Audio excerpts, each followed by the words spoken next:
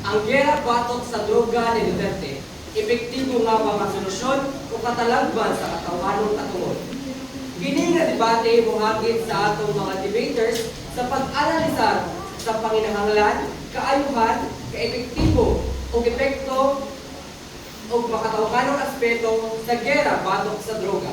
Ilabi na sa konteksto sa kampanya sa Pilipinas batok sa illegal nga droga. Ang atong mga debater magpadayon sa pansangka o kritikal nga mga argumento o pagpangutana aron mopalikon sa ilang mga barugan. Sa negatibong bahin, mao ang Team Edo Veritas nga gibuo nila ni Doreen, Jamaica, April, Alexis o Crescenda. O sa ilang kaatbang mao ang positibong bahin, mao ang Team Edo Duterte nga gibuo nila ni Paul, Krisha, Cristel, Vina o AJ. O karon, nalipay mi nga kauban nato ang atong mga halangtong jurado, sugod ni Miss Michelle, Miss Rian, Mr. Christian Orot, o kauban usab ang atong professor sa MTV, si Ma'am Maribel Logo Cañete. O karon ako di ay si Jonathan Nitia, ang inyong moderator, alang sa atong debate karong adlaw. Aron siguradoon nga ang atong diskusyon magpabiling basinati hanay sa sunod sa gitakdang oras. Mao kini ang atong mechanics sa atong debate karong adlaw. Ang matag team naalamay 3 hangtod 5 ka minuto sa pag-deliver sa ilang mga argumento ug sa kada human sa 3 hangtod 5 ka minuto adunay bell nga butingog ug pasubot kini nga walot na ang oras sa pag-deliver sa ilang argumento. Matapos ang matag argumento, adunay 1 ka minuto nga interpellation, diin ang pikas team pwede makapangutana. Ang desisyon sa mga jurado, final o dili na mausap. O dakong paalala sa atong mga debaters, sundon ang saktong pamahagi sa debate, walay pagpangonsulto. Importante ang pagpakita o respeto sa pikas team o sa atong mga jurado. Gamiton ang saktong oras, dili mulapas sa gihatag nga limit. O para sa atong mga mananaw, ang mga mananaw pwede lamang mupakpak sa saktong panahon. Dili pwede magbu, musyagit, aron magpabiling kalinaw ang atong debate karong adlaw. Likayi ang panagtabi o panagchismis samtang mapadayon ang atong debate. Nagdaang salamat. O karon, una natong tawgon ang mamumulong sa positibong side aron ipresentar ang ilang baruganan kung ngano gikinahanglan ang gera batok sa illegal nga droga.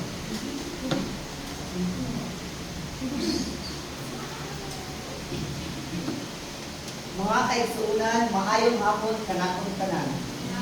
Ang gera batok sa droga usat ang hingpit nga kinahanglan aron maprotektahan ang nasod sa Pilipinas gikan sa makadaot nga epekto sa illegal nga droga. Ang pagkatibulaag sa droga nagpadako sa krimen, nagpagaluloy sa mga komunidad ug naghulga sa nasudnong seguridad. Uban sa administrasyon ni kanhi President Rodrigo Duterte, gilusad sa gobyerno ang agresibong kampanya batok sa droga nga misangkit sa 24,000 ka barangay nga drug-free sumala sa Philippine Drug Enforcement Agency or ang PDEA. Sa pagdiskus sa pangutana nga kinahanglan ba ang gubat batok sa droga, atong tan-awon ang mga datos o ebidensya nga nagpapakita sa kaimportante niini sa atong nasod. Sa wala pa ang 2016, ang Pilipinas nakasinati og grabe nga problema sa illegal nga droga. Ang mga sindikato sa droga nagapalapad sa ilang operasyon na nagresulta sa pagsaka sa krimen o pagkadaot sa kinabuhi sa daghang Pilipino. Ang mga barangay na apektado sa droga naabot sa libuan na nagpakita sa kalapad sa problema. Sa paglingkod ni President Rodrigo Duterte atong 2016, iyang gilunsad ang usa ka agresibong kampanya batok sa illegal nga droga. Sumala sa datos gikan sa Department of the Interior and Local Government or DILG gikan sa 2016 hanggang sa 2021 ang mga otoridad na kumpiska og illegal na droga o kagamitan nga nagkandidalo 74.3 billion. Kini naglakip sa 9,755.54 ka kilo nga shabu, tapos sa 500 ka kilo nga cocaine, 149,100 138 ka piraso nga ecstasy o kapin sa 9,300 ka kilo nga marijuana. Ang kampanya nakadakop og 319,929 ka individual, lakip ang 13,996 nga high value targets sama sa mga opisyal sa gobyerno, uniform personnel ug mga langyaw. Ang crime volume mikunot og 41,000, samtang ang crime solution efficiency misaka sa 85%. Ini nagpakita sa positibong epekto sa kampanya sa droga sa kaluwasan sa atong komunidad. Ang Comprehensive Dangerous Drug Act of 2002 or Republic Act No. 9165 naghatag og legal nga basihan sa pagpatungan sa ngalakang batok sa illegal na droga. Kini nga balaod naglatid sa mga pinalidad o mga programa alang sa rehabilitasyon sa mga nalambigil sa droga. Bisan pa sa kontrobersya o mga aligasyon sa paglabas sa tawanang patungod, ang datos nagpakita nga ang resibong kampanya batok sa droga nakahatag og dakong epekto sa pagpunod sa kriminalidad o pagdismantle sa mga sindikato sa droga. Ang pagkumpiska sa bilyong kanidad sa illegal na droga o pagdagop sa libuan na kriminal nagpakita sa pagka-epektibo sa kampanya. Busa sa pagtanaw sa kalapad sa problema sa droga sa atong nasod o mga positibong resulta sa kampanya batok niini, akong masulti nga ang gubat batok sa droga usa ka kinahanglan nun aron maprotektahan ang atong komunidad ug masiguro ang kaluwasan sa atong mga katawhan. Ang pagpadayon sa mga programa nga nagbunting sa pagkunot sa demanda sa droga, edukasyon o rehabilitasyon, inubanan sa striktong pagpatuman sa balaod, mao ang yawi aron masudwan ang problema sa droga sa atong nasod. Daghang salamat. Karon pupadayon kita sa interpelasyon ang mamumulong sa negatibong bahin adunay usa ka minuto aron mangutana sa positibong mamumulong. So, mayong hapon sa tanan. You stated that ang campaign ay aggressive. Do you think that Duterte's primitive measures or approach was necessary?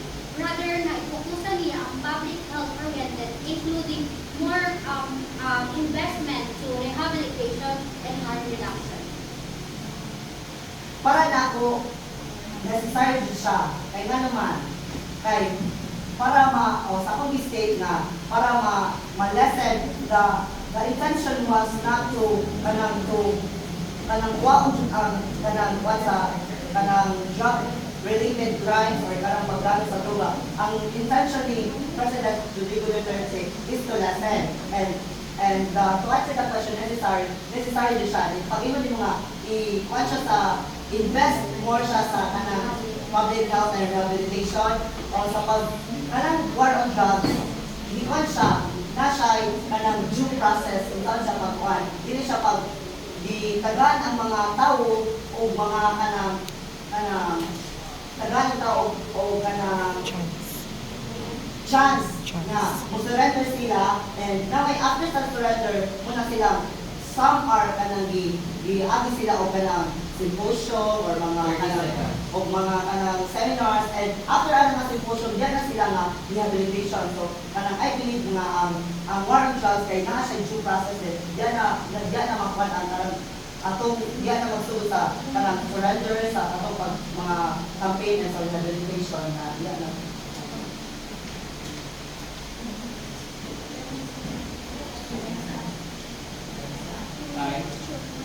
Karon atong paminawon ang unang mamumulong sa negatibong bahin nga mupahayag silang patugalan. Ang war on drugs sa administrasyon ni Duterte ay dili kinahanglan. Tungod kaning campaign was aimed to eradicate illegal drugs pero pinaagi sa bayolente o agresibong pamaagi, including police arrest, mass arrest o extrajudicial killings. Ingon na para sa kaayuhan ni sa tanan kinahanglanon, pero daghang rason nga ang approach ni Duterte was unnecessary. It is because it resulted to human rights violations. Considered as failed kay wala na na-identify ang root causes sa drug addiction and also wala gi priority ang mas effective o long-term solutions. O kani ang mga rason nga ang war on drugs ni Duterte ay dili kinahanglanon. Una, kaning campaign ni Duterte nagresulta sa libo-libong Pilipino nga namatay, including innocents and drug addicts, na wala ni agyo prior due process. According to the Human Rights Watch research, Ang pinakabata na namatay aning campaign ni Duterte was only 3 years old, named Micah Ospina, while targeting her father in police raid. Also, the famous Kian de los Santos, a 17 years old, nga nakitaan sa surveillance footage that was dragged by the police and found dead later. That the child rights group in the Philippines stated that 100 children ang namatay since the campaign began. Additionally, the Human Rights Watch research nakitaan nga ang police who provide of false evidences nga mo-justify sa ilang unlawful killings, including planted evidences such as weapons and drugs. And they repeatedly execute these extrajudicial killings and who falsely claim nga kanang self-defense lang ang tabo.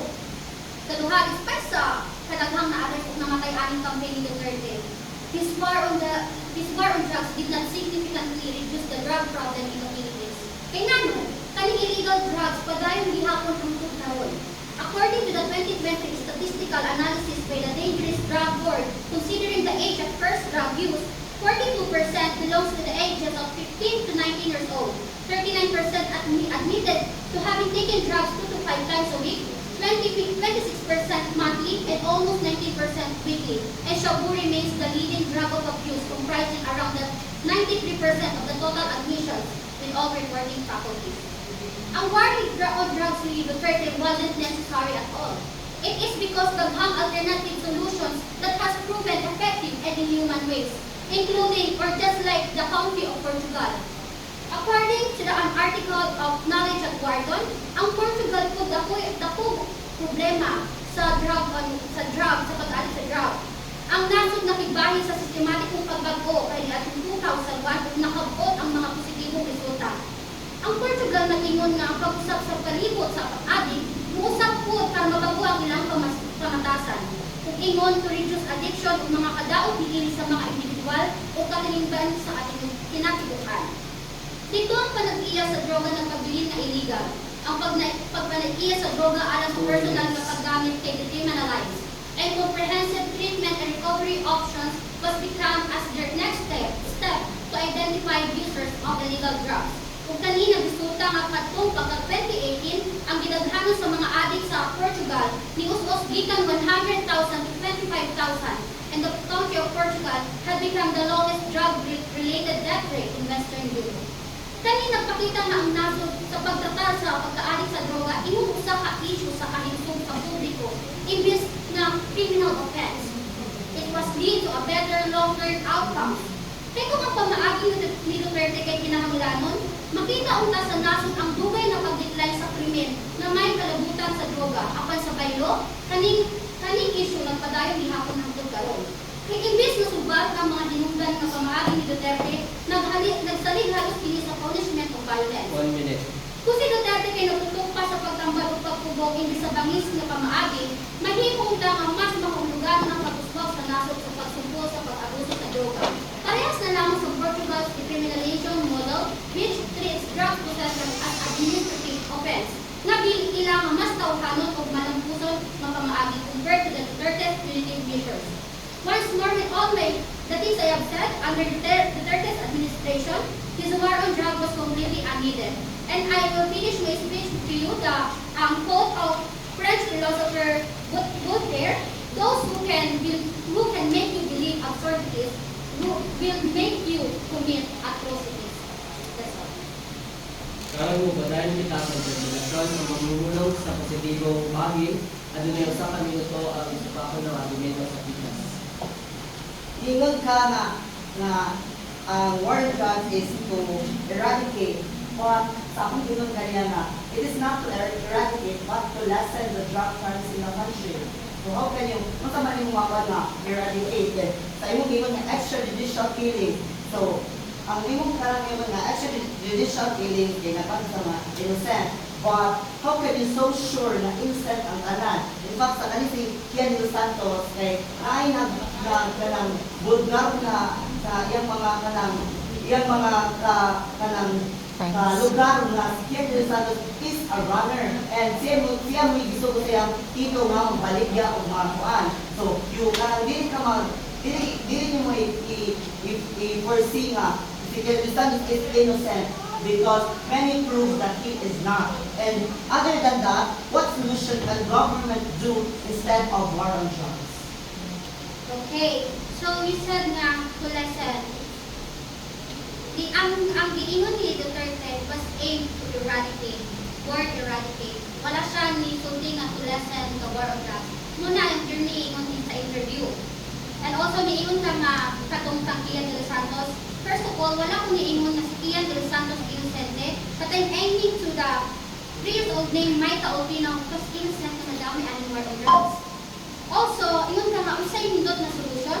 Well, we believe nga naay kanang mas effective na solution just like nga sa nalita sa Portugal na country. Why? They are more focused on public health oriented rather than nga create sila short-term na fear of violence nga kanang solution.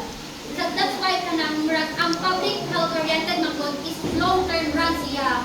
Dili siya kanang ang gibuhat magod ni Duterte kay war on drugs siya kay ni-create na siya fear and violence around his administration. Ay. Thank you. Karon, pinag-representa sa positibong mamumulo ang ilang argumento bahin sa kaayuhan, gubat sa kontrado. So, maayong hapon sa tanan. So, the benefits or ang mga kaayuhan na dala sa war on drugs ni former President Rodrigo Roa Duterte. So, mamba po sa number 1, minimize crime. So, as you see today, in time of Duterte, according to the news, ni lessen or minimize tawag na crimes. For example, mga murders, mga rape. So, according to the status, ang crime is lessen siya for up to 9%, no? So, lahi na din siya sa una kaysa karon. So, next is the government obedience. So, actually, nagkarte na war on drugs, the mindset of the people, nasa like hadlok sa gobyerno. Kaya sa unang panahon, wala sa like hadlok sa gobyerno kay pilit man respetado ang gobyerno sa mga panahon. In time of Corazon Aquino at Benigno Aquino. So, itabo, pag inong nagkarte war on drugs, the government or the people ni kuan sila kana naana nila ana sila dako ang pagtagal sa gobyerno, so dili nila basta ang gobyerno. And then number 3 is minimize corruption. So according sa balita na ang corruption, one of the reasons sa corruption is kinitawag na illegal drugs. No? So, daghan og mga personalities ang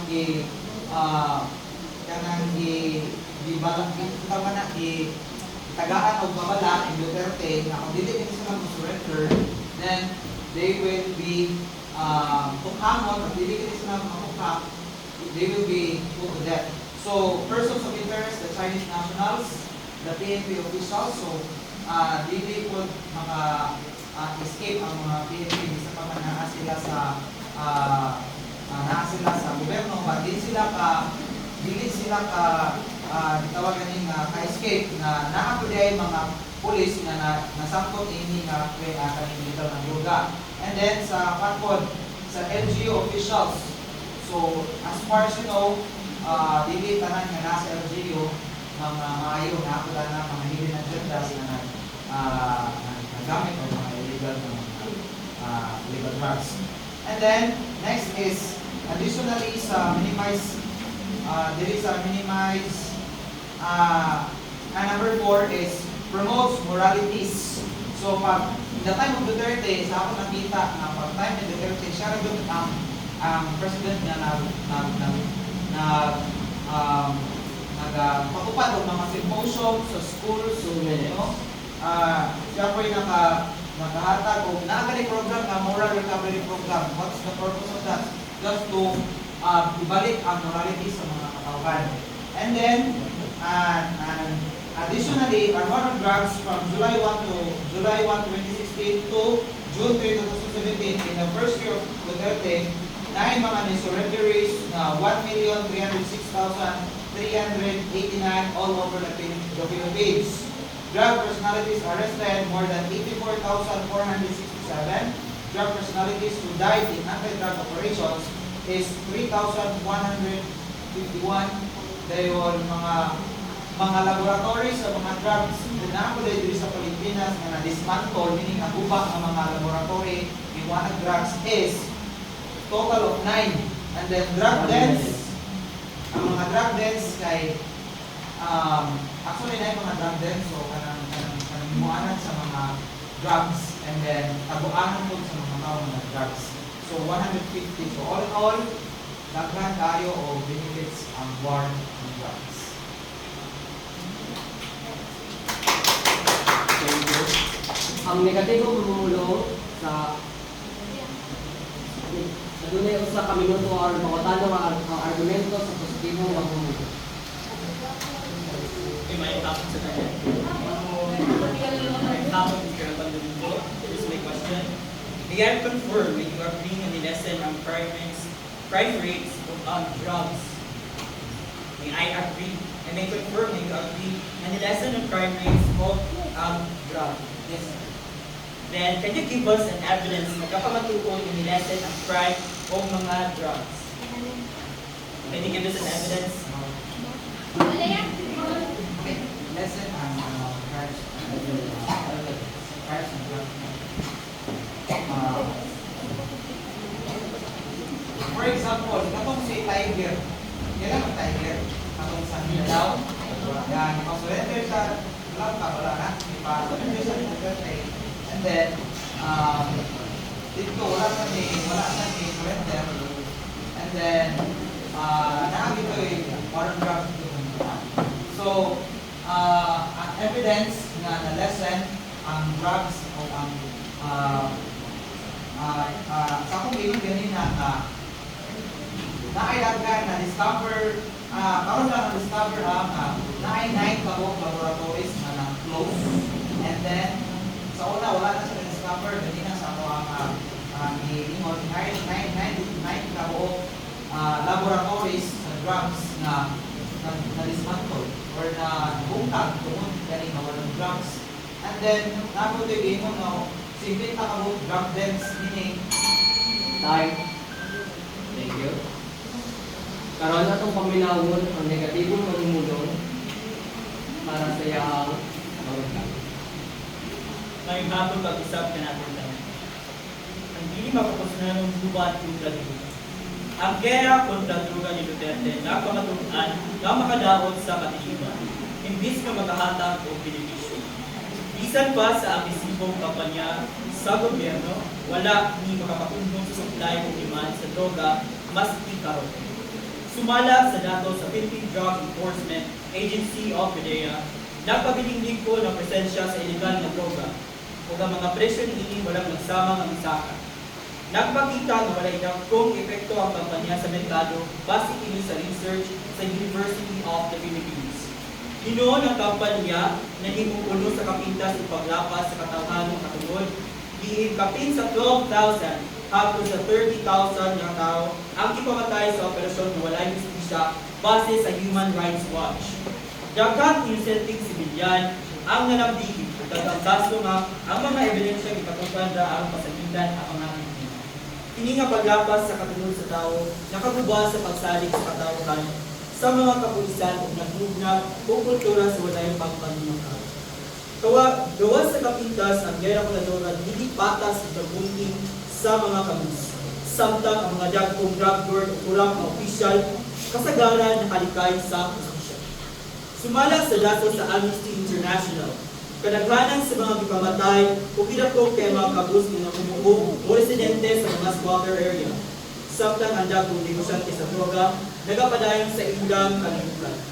Dugang paniini, nagpatong-patong ang mga kaso sa korte nga nagresulta sa sobrang pagkasulod sa mga bisuhan.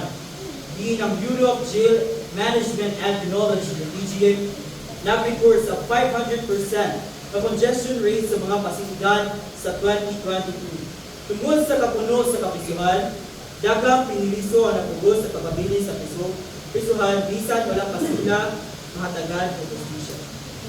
Labaw pa niini ang kampanya nakadawat og daghang kritisismo tungod sa kakulang sa paghatag o gibukakon sa rehabilitasyon o preventive programs alang sa nanghigit sa droga. Sumala sa pagtuon sa Ateneo School of Government, mas daghan ang gigahin nga pondo sa mga pamatay o operasyon kaysa sa mga programa nga makatabang sa pag-ayo sa mga adik sa droga. Kini nagpakita na dili sustainable ang programa kay wala kini nagatabang sa pagtulong sa hinungdan sa pagka-adik. Sa international nga level, ang kampanya nagdulot o pagkadaot sa reputasyon sa Pilipinas. Ang United Nations o ang International Criminal Court ang nanawagan sa investigasyon batok sa mga krimen sa katambang katungod. Tungod sa uban ng mga kaso sa crimes against humanity. Tungod sa negatibong pagtanaw sa komunidad internasyonal, nagkalisod sa mga diplomatic ties, international aid, nga nakadaot sa relasyon sa ubang nasod. Sa kinatibukan, ang gera kontra droga ni Duterte na pamagutan na walay kalabutan sa solusyon sa problema sa droga. Imbes makatabang ang paghatag ng benepisyo, hindi nagdulot ng kapintas, walay justisya, pagdaot sa sistema sa pang-justisya, o pagkawala sa respeto sa tawhanong katungod na nagpakita na kini makadahon sa ating. Salamat. Ang positibong mamumulong ano na isa ka minuto aron pangutano ng punto sa negatibong bahay.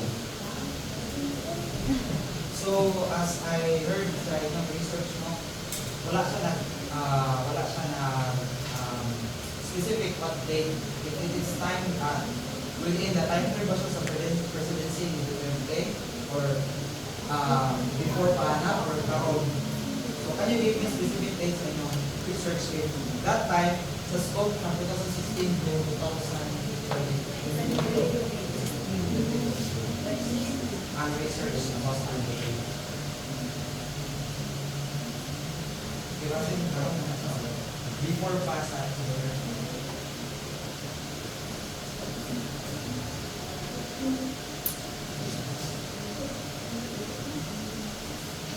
Sa ascension, atong tanang research pa according to citations na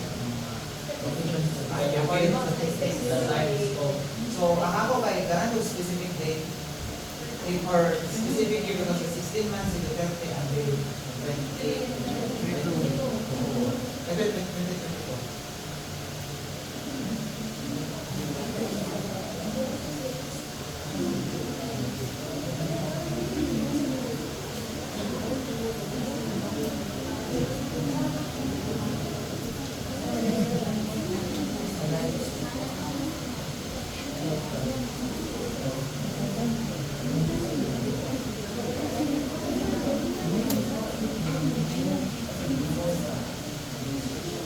Time is running.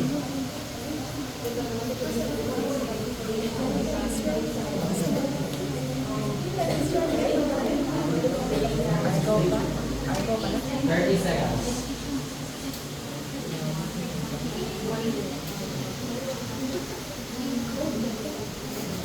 ang ipasabot na ako sa buwag na speech kanina ay karon ko kanina ito nga hindi pa kami din mga benepisyo na ang ito karon ko nagsiyapo sa mga pagkakita. 10 seconds.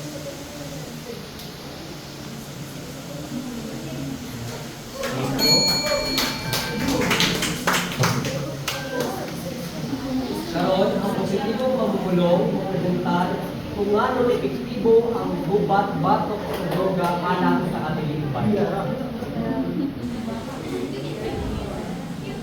Maayong hapon ka namin tanan lang siya sa atong advisor, mga Marvel, sa atong mga judges o sa among fellow leaders. Karon nagbarog ako sa inyong atubangan aron ipahayag ang gubat kontra droga or war on drugs sa kanhi Presidente Rodrigo Duterte epektibo sa pagpakunhod sa mga krimen na may kalabutan sa droga o sa pagpahaksay sa seguridad publiko sa Pilipinas. Kining kampanya bisan pa sa kritisismo na kabot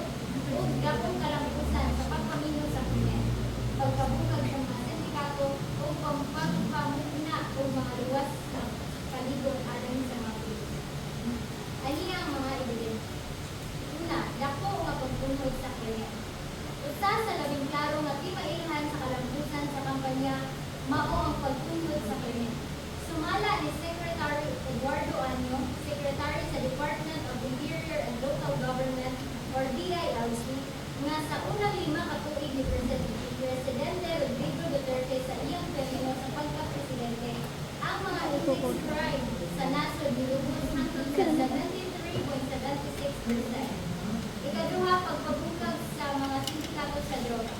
Ang kampanya sa gobyerno nagresulta sa pag-aresto sa kapin 300 labaw sa 300,000 ka mga drug suspects. Lakip ang mga dagong personalidad sa illegal na negosyo sa droga. Sumala sa Philippine Drug Enforcement Agency or PDEA, labaw sa 24 ka drug dens o mga drug laboratories ang nagbukag sa nga nakasamot sa supply sa illegal na droga. Dugang pa, kapil 6.6 tonelada nga sabo or meta-habu ang nasakmit nga nakatugong sa pagsulod niini sa komunidad. Katulo, mas dako kahibalo sa publiko o mga programa sa rehabilitasyon. Ang gubat kontra droga wala lang nagpunting sa pag-aresto, di pa si Uda usab niini ang rehabilitasyon. Labaw sa 1.2 million ka drug users ang voluntaryong ni-surrender sa mga otoridad o miapil sa rehabilitasyon. Ang gobyerno nagtukod og mga rehab center aron matabangan ang mga drug dependents sa ilang pagbangon o pagbalik sa normal na hinahanglan. Kini nagpakita na ang kampanya tungong niini ang paghatag og ikaduhang higayon sa mga drug dependents. Kusog na suporta sa publiko o mas ibating na kaliwatan.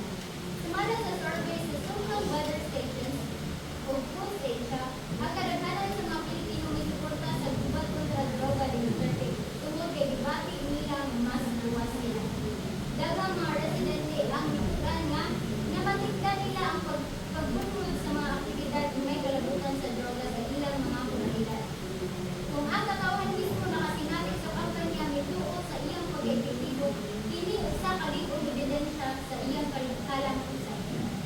Sa pagkatinuod sa termino ni Duterte o tungod sa gubat kontra droga o war on drugs, ang Pilipinas usa sa 50 ka mga nasod nga giisip na safe sa tibuok kalibutan. Base sa inihimong pagtuon sa US-based analytics group Gallup Incorporated, ipakita na ang Pilipinas nagkala og score nga 84 sa 2020 Global Law and Order Index. Ang nasod nagkatabla sa mga nasod sama sa Australia, New Zealand, Poland, o Serbia. Daghang salamat. Salamat. Karon ang negatibong mamumulong at dunay usa ka minuto aron pangutana sa representan sa positibong mamumulong. May hapon sa tanan. Okay, Ms. Sarata, i-mention ka kanina nga na ay programa about rehabilitation nga gibuhat si former President Rodrigo Duterte, di ba? Yes. So, usaon man yung pag-justify ani nga niingon siya sa ilang speech during his inauguration. If you know any addicts, go ahead and kill them yourself, as getting their parents to do it would be too painful. Could you translate that sa Bisaya? Okay. Kung naa kay kaila nga addict, ikaw na dapat mismo mupatay nila. Kay too painful na ilang parents ang mubuhat anak. Ika na ni former President Rodrigo Duterte during his inauguration. So can you justify that? Okay, so we've always known our president na nag-isang istorya, di ba? Even before, sa iya pang maglansar as a president, na nag-isang istorya. But we should know na he loves the Filipino people. That is why he led rehabilitations na matukod during his administration in order for the drug addicts na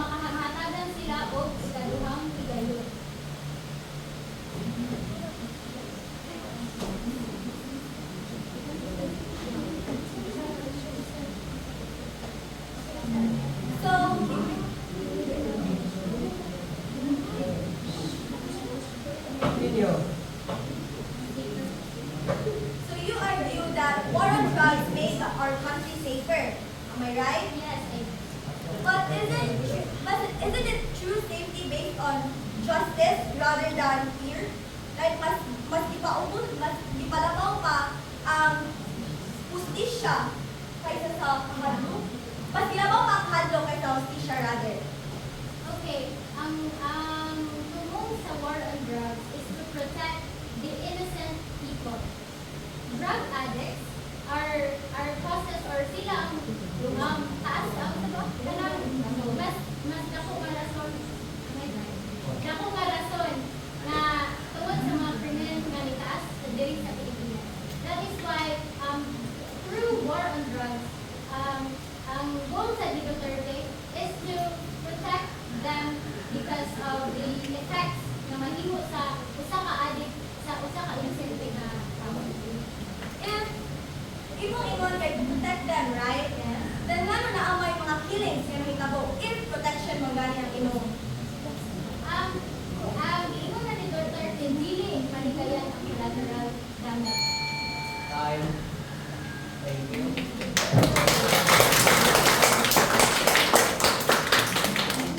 Sunod, maminaw kita sa negatibong pamumulong na magpalayag ng manong dili epektibo ang uban batok sa lupa. May hapon sa tanan. So, The war on drugs was launched by former President Rodrigo Duterte, right? During his administration, which is 2016 to 2021. And 2022, rather, I'm so sorry. So, dapat na siya kung solve sa drug problems dito sa Pilipinas. However, it did not address the root causes and instead led to human rights violation, extrajudicial killings, and the suffering for. First, extrajudicial siya sa human rights violations. Sumala sa Asian Journal of Law and Society, kaping sa 27,000 sa mga tao ang namatay ato sa war on drugs. However, police officials only acknowledged 6,000 people who were namatay. Hasta man ang 21,000 na tao. And it shows massive inconsistency. According to the United Nations and Amnesty International, the campaign primarily targeted the urban poor, while many high-profile drug syndicates remain untouched. Ikaduha, wala naghatag o tinuod na solusyon sa drug addiction. Drug addiction is a health issue, not just crime. Instead nga, patyod sila, dapat ang government is na-focus sila sa rehabilitation, education, or kanang economic opportunities. Sa ubang nasod like Switzerland and Portugal, nga malapuso ng pagsulbad sa droga, ilang ipasiugda ang treatment programs o social reforms. Less than 1% sa mga barangays had only access sa rehabilitation programs, proving that government failed to provide proper treatment for drug addictions. Second, only small fraction of arrested received medical intervention. So maligamay ra ang nakadawat sa drug rehabilitation nga gi-mention ni Mr. Zurata kanina. Ikatulo, corruption and selective justice. Sumala sa Human Rights Watch, daghang pulis o opisyal sa gobyerno nga nalambigin sa drug trade apan wala sila madakpi. Ang mga gipatay kasagaran gagmay user o pusher, samtang ang madaghang drug lord nakadayon sa ilang negosyo. A police officer testified the many of killings were staged and falsified to justify the death of innocent individuals. Ikaapat, drug problems still exist. If war on drugs was truly effective, why do drugs not to gihapon hangtod karon? Reports from PDEA and UN confirmed that illegal drugs continue to circulate, proving that the campaign failed to eliminate drug networks. Shabu supply remains high here in the Philippines, and Philippines is still the top countries of drug trafficking despite the program ni Duterte. The war on drugs was only a band-aid solution. It created fear and violence, but fail to fix the real problem. Kung tinuod nga epektibo ang gera batok sa droga, ngano nga hangtod karon naa pa man gihapon ang droga. Ngano nga ang mga gagmay naman nga drug user ang ipamatay sa ang mga daghan kayong dagko nga drug lord o mga kuratong nga opisyal na gihapon sa gawas. Ang tinuod na solusyon unta ang rehabilitasyon o pagpamino sa kabos. O ang mga reforma sa sosyedad dili pagpatay. Ang gera batok kontra sa droga wala nang sulbay sa problema sa droga. Nagpahugaw lang kini sa atong nasod ug nagdugang sa kabubot. Salamat. Karon ang positibong mamumulong, adunay usa ka minuto ang nalisto ng argumento sa negatibong mamumulong. Hi again, Miss Narca. Niingon ka na ang war on drugs nagpunting sa mga kapos. Yes. How can you justify or how can you support your claim nga sa dimension na ni sa akong usa ka kauban diri nga there are 13,996 high value targets ang di sama sa mga opisyal sa gobyerno, uniform personnel ug mga langyaw ang gidako ug nasam ay na-appeal sa war on drugs. Could you provide evidence na ang war on drugs nagpunting lamang sa mga kapos? Pwede balik ko na unang question. Okay. You said na ang war on drugs nagpunting sa mga kapos. Could you provide evidences na ang based sa gihatag na statistics sa ako usa ka kauban nga there are 13,996 high value targets sama sa mga opisyal sa gobyerno, uniform personnel o mga langyaw na na-appeal sa war on drugs.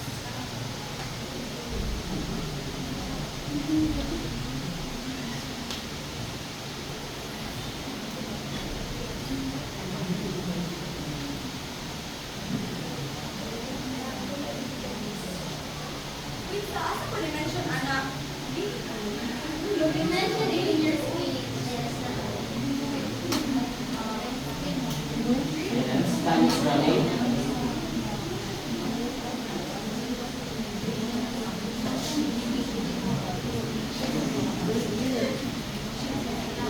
Okay, gets na. Wala ko lingon nga ang urban poor ang dapat i-focus, ang biktima lang sa war on drugs kasagaran. Wala ko lingon nga ang mga gipang patay, mga pobre. Of course, kabalo mo dito sa balita, di ba? Pero wala ko lingon nga ang mga pobre lang may ipapatay. Kasagaran lang. Okay, kasagaran sa mga pobre ibang patay. Yes. Because they are drug users. Dili tanan ay Time. Thank you so much.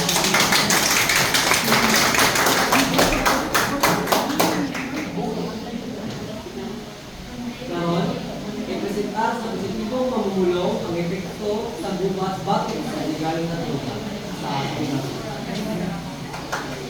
maayong hapon na nato kanay. Ang gubat sa droga sa Pilipinas, ipasugod ni Presidente Rodrigo Duterte ni atong 2025. Ang katiwaan sa gubat sa droga, mao ang pagpagunhol o pagbontang sa paggamit, pamaligya o produksyon sa illegal na droga. Ang kumpanya naglangkod sa mga pulisya o aksyon na gisuldan sa mga gobyerno, ang mapugman ang pagkatiwalaan sa mga droga, lakit na ang mga lakot sa pagpasakot, pagdakop sa mga trafficker o pagtiungan sa mga balaod na magpupong sa paggamit sa mga substansyang illegal. Ang kapiguan ni mao ang pagpanalipod sa publiko gikan sa mga hadaot nga nagla sa droga sama sa kalitupan ng helisog o kaligong sa komunidad. Pangutana, nagdala ba kumida kung kaayuhan sa aming nasod kung sa katawhan? Ang mga sumusuporta sa pulisya, nag-angkon na kini adunay positibo nga epekto sa nasod. Mao kini ang pagpakunhod sa rate sa krimen, pagdugang sa pagsabot sa publiko sa seguridad, pagdasig sa mga programa sa rehabilitasyon o pagbaba sa mga network sa pagbaligya sa droga. Una, ang pagbunhod sa rate sa krimen. Ang Philippine National Police or PNP nagdako sa pagbunhod sa mga rate sa krimen sa unang pipila ang isang gubat sa droga. Ni Adong 2017, ang PNP nag-akon nga 27% ang pagbunuhod sa mga endless strike, lakip ang pagpatay, pagpangawat, ang pagpangulo. Sumala usab sa usa ka report nga gikan sa Philippine National Police, adunay dakong pagbunuhod ang mga rape sa krimen nga tuig human sa paglansad sa gubat sa droga. Ito sa PNP ni atong 2018 nga ang ginaghanap sa krimen ni kunhod sa mga 30% sa unang duha ka tuig sa kampanya.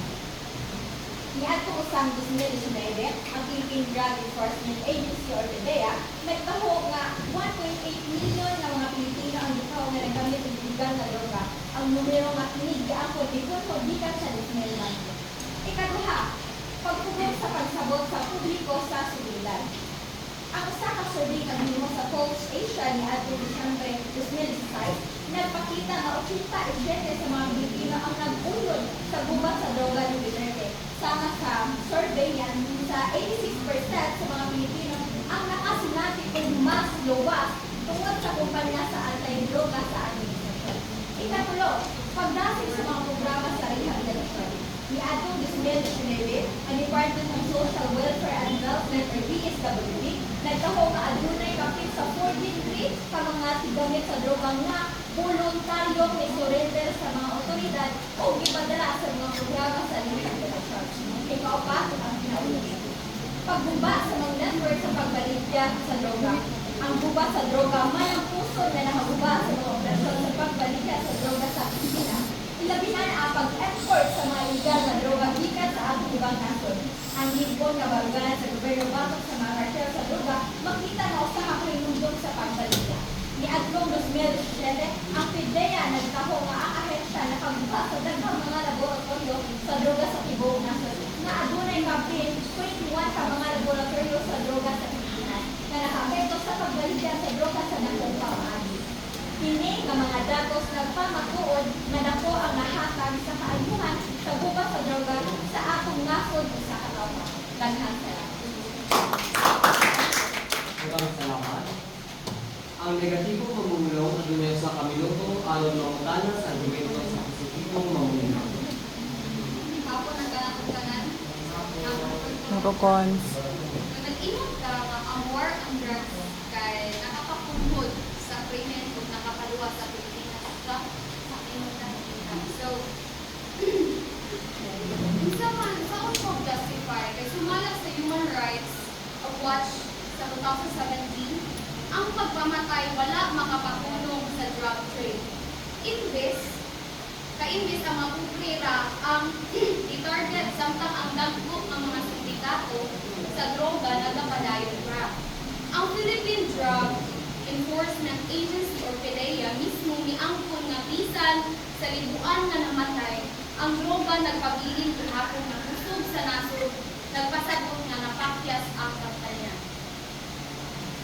Wala ka dito sa mga datos na akong libong kaganina. Gikan sa PNP. Nagpunod mo ay nagpabagod na ipunod ang anti-spy rate.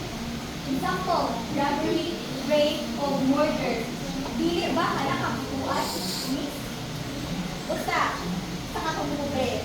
Ipahilugdan usab ni Ofrenyo nga ang pag-atiman sa labing marginalized dili mabulag sa mga isyu sa pagpangita o posisya. Ang tanan ini nagpasabot nga usa ka epektibo nga alternatibong pulisya sa droga nagakuha sa forma sa usa ka inclusive nga programa sa social nga Kung ingon ka, kung saan yung pag-testify kay mismo ang PDEA niangkon nga bisag libo ang namatay sa war on drugs, nagapabiling gihapon ang mga drug addict ang mga pamaligyang drugs ug kung dako ang impact sa war on drugs sa Pilipinas, nganong hangtod karon dako gihapon ang droga. kabalo ka sa una sa tanan ni sa nga si Rodrigo Duterte ang nag-establish ng war on drugs sa 2068. And then ako man naman niyang term, so what do we expect? Kasi magagawin ng strategy niya ang pinili. Si Maglabot, kailangan naman ang presidente ni Handol. We all know nga, dahil si Presidente Rodrigo Duterte o si Marcos, kung kita mo na ito ang kausapan, di ba karon? Yes. Kanang garagi siya, wala pa na nag-ingon na epektibo si Duterte. Mano mong datang tao kayo kung ibalik si Presidente Rodrigo Duterte, hindi siya epektibo. Ang wala ito nga ni agree niya. Okay, so sa imong giingon sa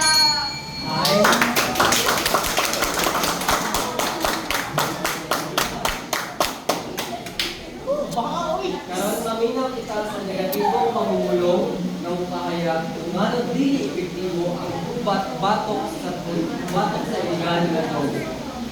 mayong hapon sa nanatutanan.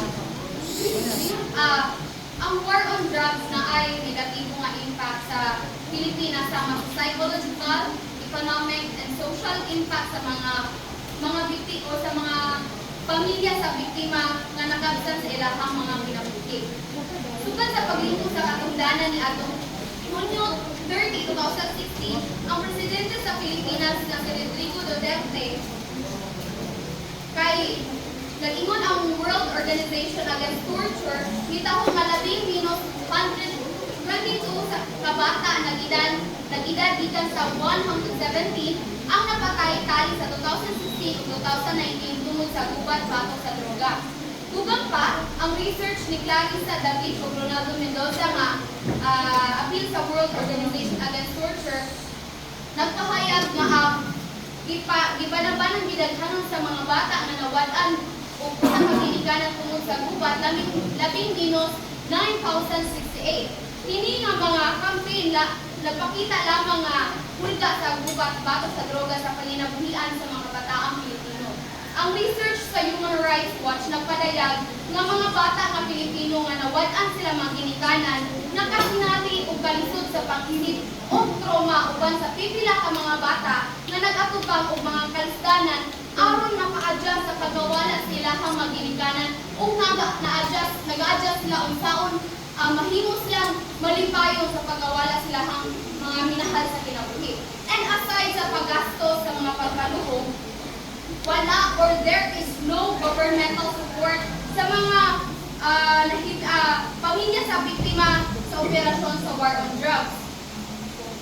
Daghang mga biktima sa gubat batok sa droga ang mga tig-panginabuhi or breadwinner sa mga panimalay sa ubos ang kita nga nagpasabot nga ilang kamatayon ni resulta sa pagpunhod sa kita sa panimalay. Nagresulta kini sa pipila ka mga bata nga una-undang sa eskwela, ingon man nga insidente sa buliing. Sa termino sa social na epekto nga nasinati, pipila ka mga bata idaog-daog tungod sa stigma nga naglibot sa drug-related nga pagpamatay usahay makakapahadlok kanila sa pag-eskwela o dili makakonsentrate sa epektong paagi nga posibleng musangkot sa pagkabalda sila ang edukasyon. Ingon pa sa Research Human Rights Watch, gamay ra ang nahimo sa gobyerno o dili igo aron matubag ang panginahanglan sa mga apektadong bata.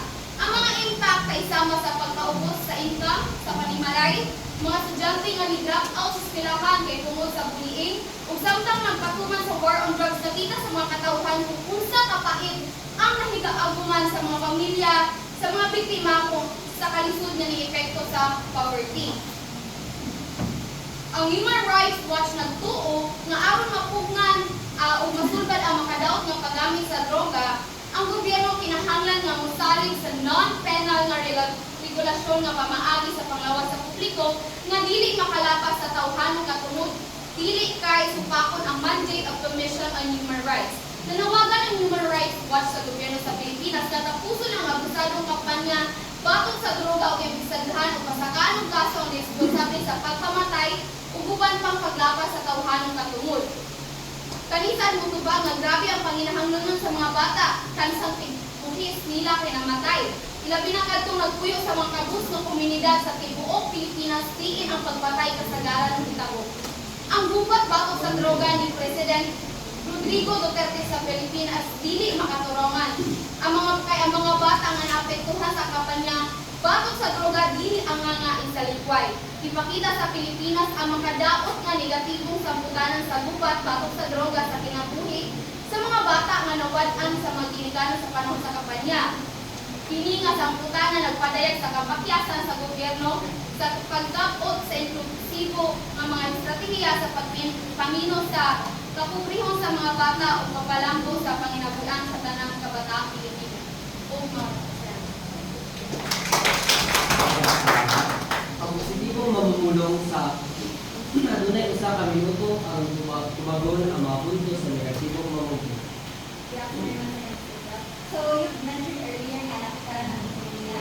Yes. Una ba ka masayo?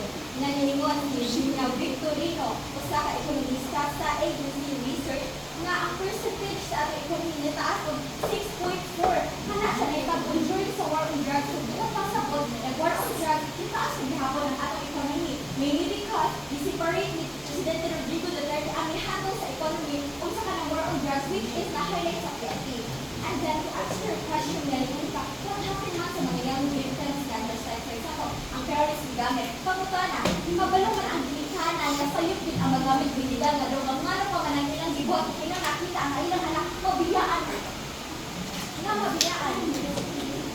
And then, kanin, yun siya, mamunsa ang mga bata.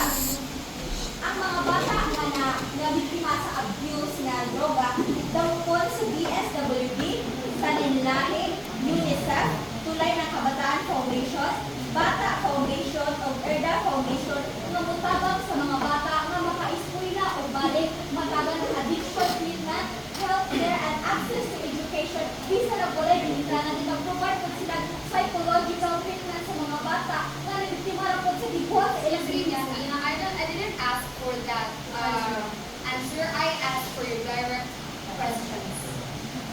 Please. So, ang question kanina kay Moto, nga napakita ang ekonomiya sa war on drugs. Okay, nangutana ka na kung ano naapektuhan ang ekonomiya sa war on drugs. Una, doon ba siguro ka nga ang kadalasan sa gipangbatay sa war on drugs or ang mga biktima sa war on drugs kay mga breadwinner or mga ating panginabuhi sa ilang pamilya. Ang uban mga ginikanan nga nagbuhi sa ilang mga anak. Kunya, mangutanan kasi mga kalingon, ang bata ba kaya niyang provide niyang kabalingon? Ngunit siya ang effect, ang negative impact sa war on drugs kay ang kalinsod sa mga pamilya nga nakibilin sa biktima nilid into poverty. Kay kadalasan sa mga ipatay is mga breadwinner, mga ginikanan o ang nakibili na lang kay mga minobli nga edad o mga bata nga dili pa kaya sustintuan nila ang mga kabalingon.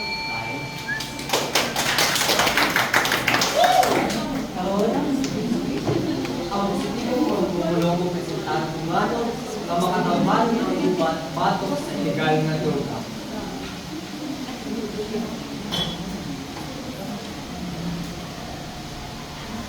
Maayong hapon ka ng tanan.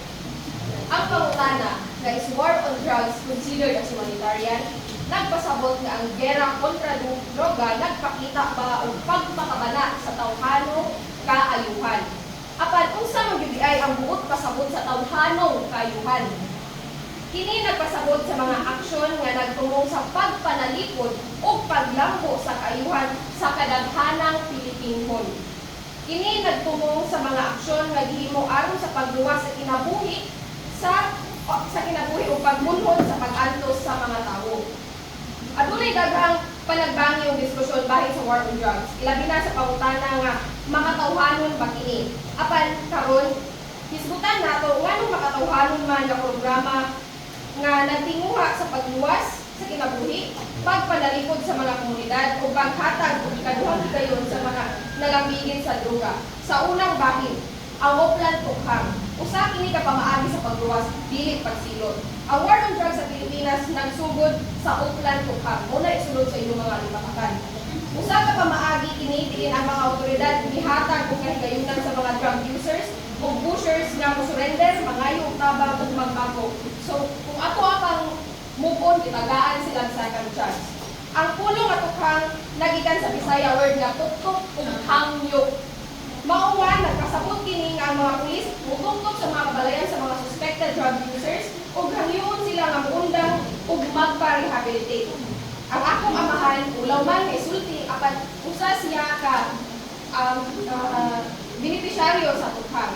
Kundi giduaw kami sa among panimalay ug gihangyo siya nga mosurrender ug magpa-under sa usa ka seminar or rehabilitation. Ug proud ko nga makaingon nga tungod sa tukhang ug tungod sa programa ni Presidente Rodrigo Duterte ni nakakalingawas ang akong amahan sa droga. Kini usa ka kamaagi sa paghatag ug paglaom sa mga tawo nga nawala sa kaningit sa droga. Kini nagpamatuod nga dili pagsilot kundi pagpasigugda sa pagbagko ang katuyuan sa kampanya. Sa ikaduhang bahin, ang pagpasigugda sa drug rehabilitation centers. Ang usang labing makatawhanon nga aspeto sa war on drugs mao ang pagtukod o pagpaligon sa drug rehabilitation centers. Sumala sa Department of Health or DOH, adunay kapin sa 600 or sa pang-English pa, 600 ka drug rehabilitation center sa tibuok Pilipinas.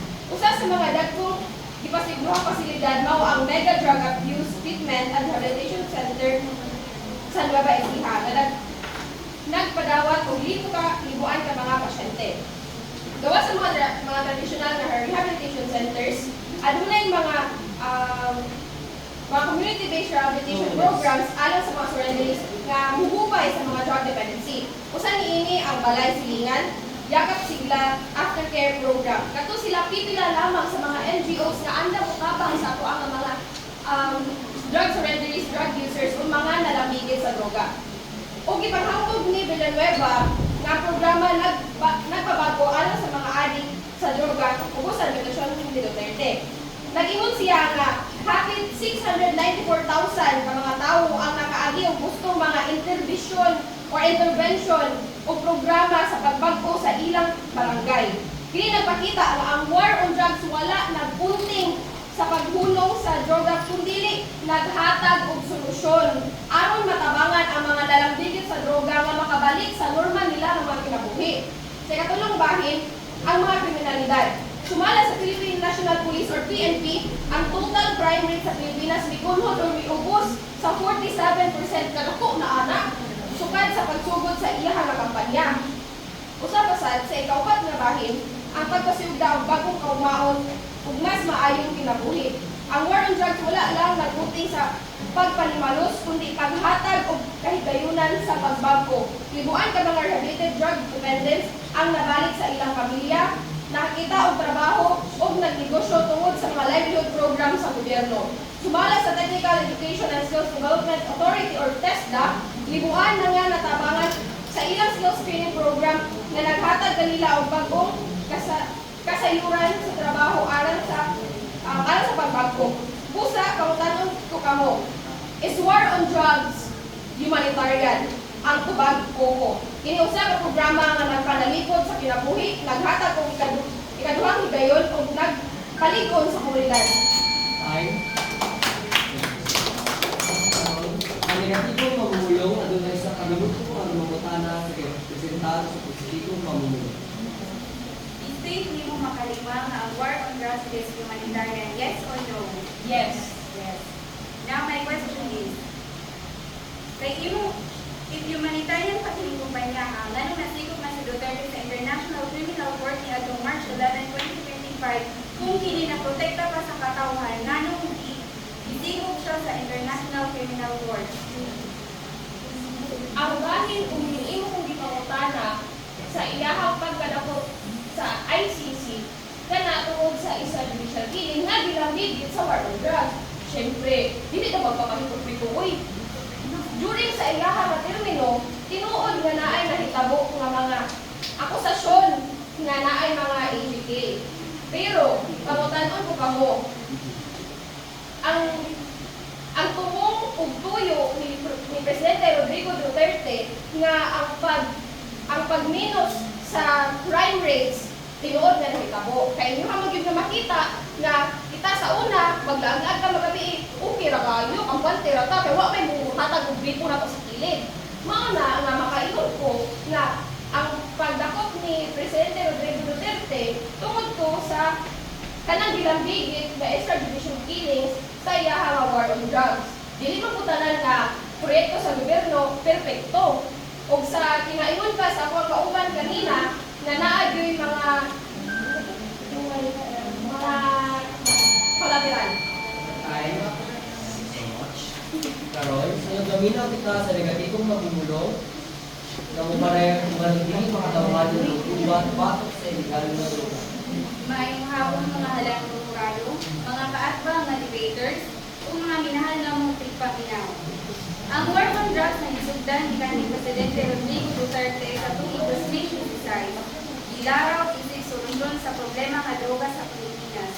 Apan kini nakadawat og daghang pagpanghimaraot tungod sa iyang violente nga pamaagi nga may resulta sa kamatayon sa libuan ka mga tawo ug kadaghanan niini wala magagig legal nga proseso. Imbis na sulbaron ang problema, kini hinuon nagdalag dakong kadaot sa mga katawan sa nasod tungod sa iyang dili makatawhanon nga paagi sa kampanya war on drugs or the so-called extrajudicial killing. Una, kini nakalaban sa Article 3 Bill of Rights of the 1987 Philippine Constitution. The Section 1 states that no one person shall be deprived of life, liberty, or property without due process of law, nor shall any person be denied the equal protection of the law. And according to the Human Rights Watch, kapin sa 12,000 ka mga tao ang namatay, ug labing minus 2,555 niini direkta nga nalambigit sa mga operasyon sa kapulisan. Ug base sa report sa Amnesty International niadtong 2017, ang mga pulis namutang og ebidensya ng recruit ug paid killers ug nagbugna og piki nga report aron matabunan ang ilang pang-abuso.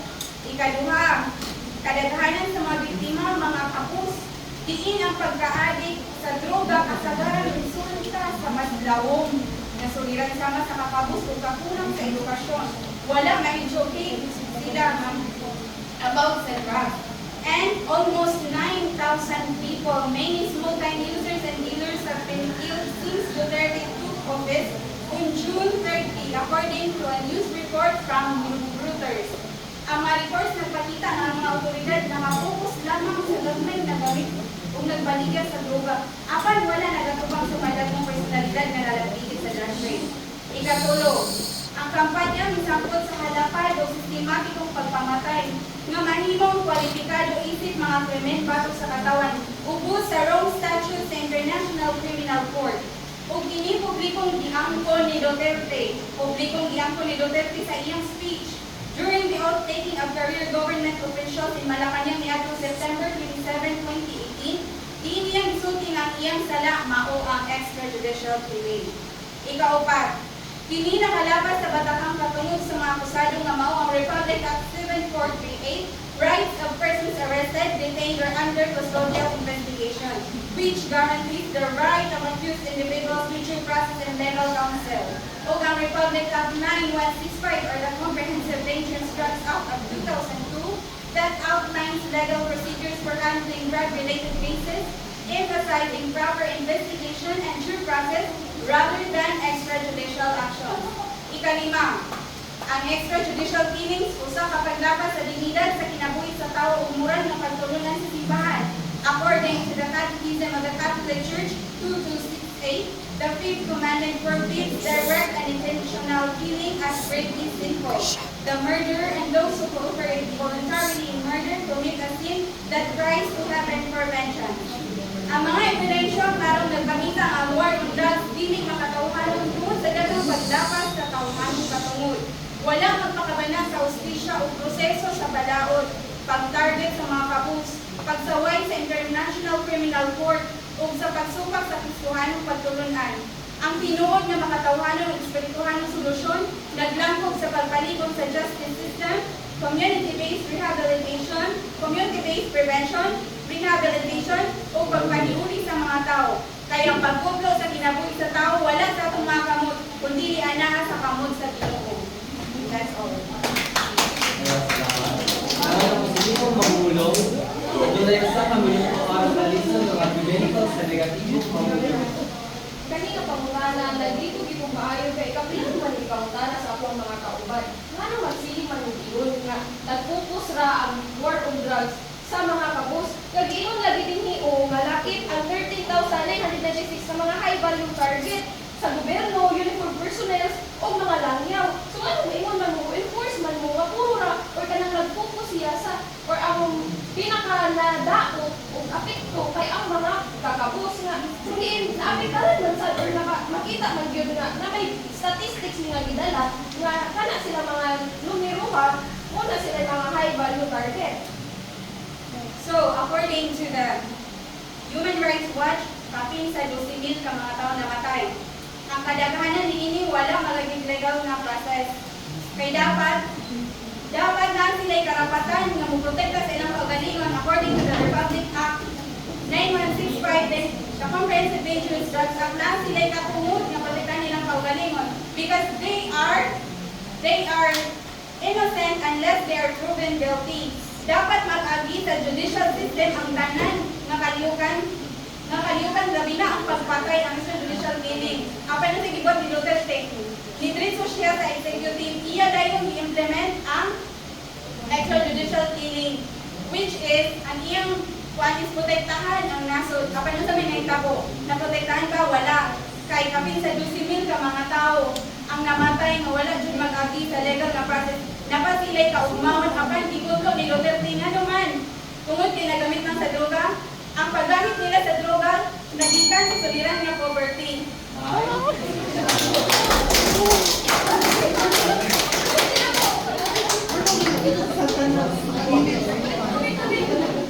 Kita, uy.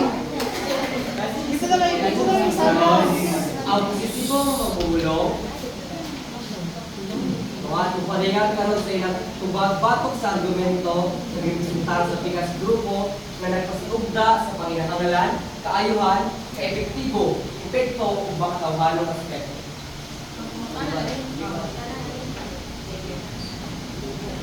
Kini nga pangutana isip like Conclusion. Di ba?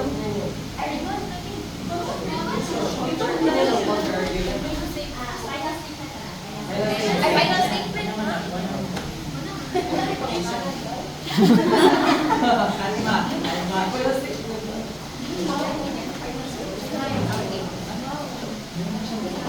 Maayong hawak sa mga kausap.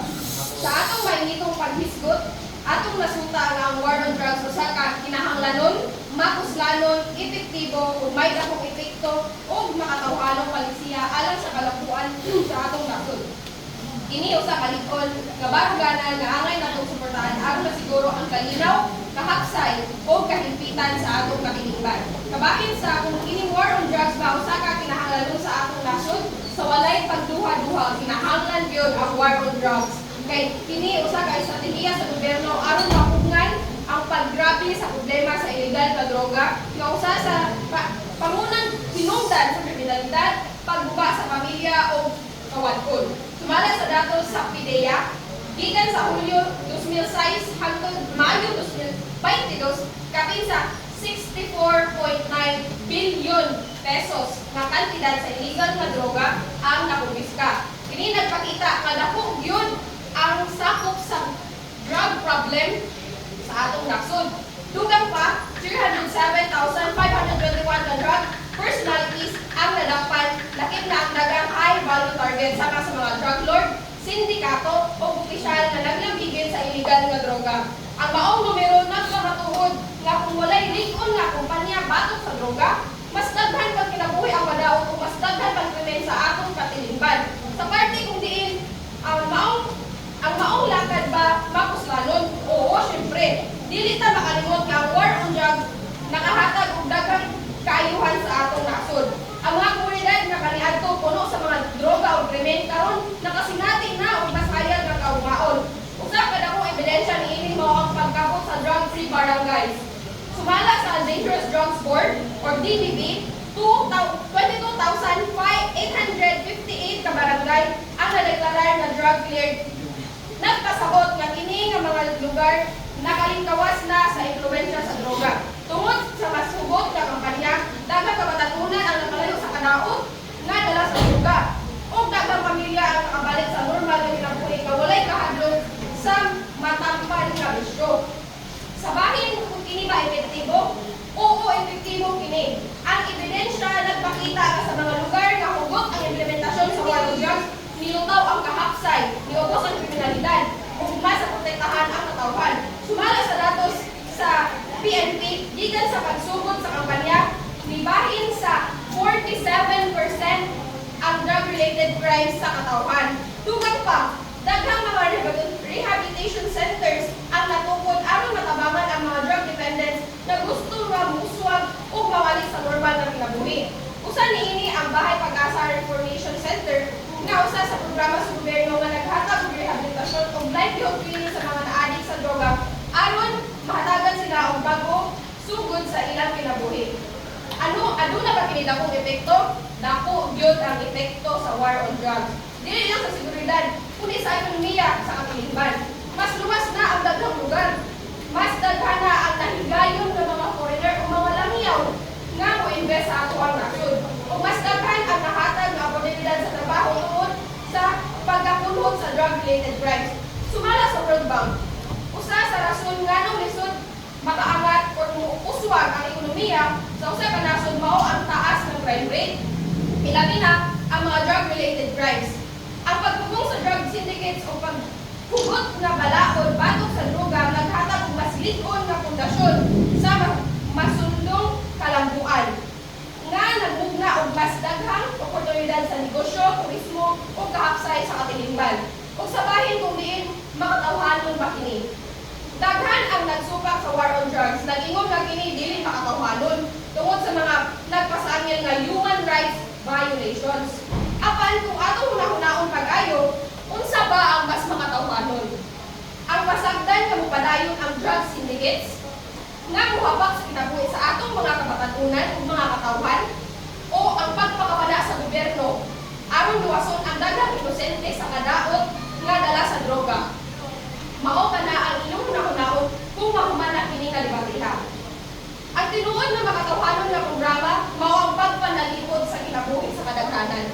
Ilabi na sa mga inosenteng biktima sa droga o kriminalidad. Ang war on drugs dili lamang pandakop o pagsilot, apan usab kini sa pamaagi sa paghiuli sa kahusay, kahapsay o pagtukod sa moral nga kabaguhan sa atong katilingban. Busa sa atong pagtapos karon, atong dawaton nga ang war on drugs usa ka kinahanglan og husto nga lakang alang sa mas luwas, mas malinawon ug mas mauswagon nga nasod. Dili kita magpakahipokrito kay kitang tanan nakasinati kung unsa kanindot ang epekto sa war on drugs sa atong tasa-tasa nga kinabuhi sa tuig 2016 hangtod 2022. Ang datos ug ebidensya nagpamatuod nga kini usa ka mapuslanon, epektibo ug may dakong epekto nga palisiya nga nagpaligon sa seguridad, ekonomiya ug kinabuhi sa atong katawhanang Pilipino. Mao ra kato, daghang salamat. Ngayon, ang negatibo kung bakit kung padayag sa ilang pagbatok sa mga argumento ng pagkasatal sa pagkasagrupo kung may pasiunda sa panginahanglan ayuhan, epekto o makatawanon. May mga pag-usap, inyong nasuta o nadumog ang argumento o ebidensya ang ipagawas nga nasuporta sa among likod nga baruganan nga ang kampanya War on Drugs ni kanhi Presidente Rodrigo Duterte wala gayud makasugad sa problema nga droga sa Pilipinas. Hinoon, ini nagdala lamang og dakong kadaot sa aming nasod sa katawan. Una, kinahanglan ba kini? Dili, kaya ang problema sa droga masulbad pinaagi sa rehabilitasyon, dili sa pagtutok sa kinabuhi sa mga inosente, edukasyon o reforma sa sistema sama sa gibuhat sa Portugal o Switzerland. Kaysa pagtutok sa kinabuhi sa mga akusado o madugong operasyon, ang pagpumping sa silot imbis solusyon wala makasulbad sa ugat nga hinungdan sa addiction. Sama sa kakabus, kakulang sa edukasyon o mental health support. Ikaduha, mapuslanon ba kini? Dili, kay imbis ang war on drugs magdagang seguridad sa katilingban, nagresulta inot kini sa pagtutok sa libuan ka kinabuhi nga wala mag-agig due process, nakaguba og mga pamilya ug nagdalag dakong kahadlok ngadto sa katawhan. Kadaghanan sa mga biktima mao ang kabus, samtang ang dagkong drug lords nagpabiling gawas nun. Hinungdan nga hangtod karon na gihapon ang drugs kaya ang ilang ipamatay puro ra mga small time drug users. Ang usa ka kampanya nga naglaglag og daghang kinabuhi dili matawag na makusdanon. Ikatulo, epektibo ba kini? Dili, kay hangtod karon nagpabiling paghapon ang problema sa droga. Wala kini makapahulog sa drug networks kay ang mga small time users o pushers ra ang bisito. Ang tinuod nga epektibong solusyon mao ang pagputol sa ugat sa problema, dili ang pagputol sa kinabuhi sa mga biktima. Ikaupat, aduna kami nidabong epekto o apan sa negatibong paagi. Ang Pilipinas sa kadawat ug daghang pagsaway sa international nga komunidad, daghang pamilya ang nabubang, daghang mga inosente ang nadamay, daghang kinabuhi ang nakalas, napukan ang justice system sa Pilipinas. Ang epekto niini wala magdala kaayuhan, kundi kadaot ug kahadlok ngadto sa katiligan. Ikalima, makatawanan ba kini dili gayud. Usa ka kampanyang wala nagtagad sa hustisya, proseso ug dignidad sa kinabuhi sa tawo, dili angay tawgon nga matarong. Ang tinuod nga makatawanong solusyon ug makataranganong solusyon sa droga dapat magpasiugda sa rehabilitasyon, edukasyon, pagpalikod sa justice system ug pagpugong sa adisyon, dili ang extrajudicial killings sama sa gibuhat sa Portugal o Switzerland. Nabisan og nagpubliko nila ang mga leader sa ilang nasod, padayon gihapon ang ilang pag-unod sa droga tungod sa ilang kahugot sa ilang justice system ug sa pagpasiugda sa rehabilitasyon ug pag-view sa drug using as health issues. Sa kinatibukan, napakyas ang war on drugs ni Duterte sa katawan nga iyang gisaad nga iyang protektahan. Ang war on drugs dili kinahanglanon, dili kini mapuslanon, dili kini epektibo, nagresulta kini sa negatibong epekto ug labaw sa tanan, dili kini makatawhanon. Ang kampanya war on drugs dili mao ang solusyon, kundi usa kini kadakong sayo. Ang tugma nga solusyon ug dalan padulong sa kanino ug hustisya, dili pinaagi sa kapintas, kundi dili pinaagi sa hustisya, gustong pulisiya nga makiangayon, manumo ug makatabang sa katawan. Daghang salamat. Salamat sa akong duwang kapalit sa mga judges. Positibo o negatibong ba? Karoon ang atong mga judges, paghukom sa mga argumento nga gipresentar sa duha ka grupo. Ato silang katagal ng oras, paghukom, magkapilit sa mga scores para masigurado ang patas o gusto ng evaluasyon.